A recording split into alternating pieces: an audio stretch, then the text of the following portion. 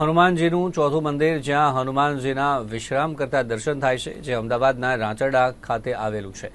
હનુમાનજીના આ મંદિર ખાતે રામરોટી અભિયાનની શરૂઆત કરવામાં આવી છે. સંકટમોચન મહાવીર હનુમાન મંદિરે આયોજન કરવામાં આવ્યું છે, જેમાં દૈનિક 200 જરૂરિયાતમંદ લોકોને ભોજન આપવામાં આવશે. સાથે સાથે મંદિર દ્વારા રોગ પરામર્શ ક્લિનિકની પણ શરૂઆત કરવામાં આવી છે, જેમાં દરેક વ્યક્તિ સ્વાસ્થ્ય સંબંધિત દવાઓ લઈ શકશે.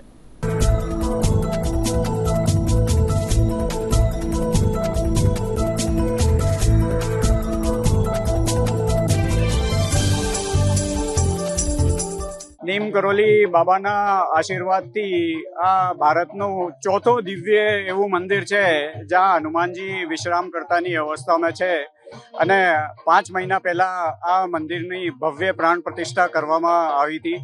આ મંદિરમાં 5 મહિનામાં જાતના ધાર્મિક કાર્યક્રમ થાય છે, જેમાં રેગ્યુલર હનુમાન ચાલીસાનો પાઠ, દરેક રવિવારે સુંદરકાંડનો પાઠ, બાળકો માટે જમવાનો, ફૂડનો, ગરીબો માટે કંબળ, કપડાં, બર્તનનું વિતરણ થાય છે.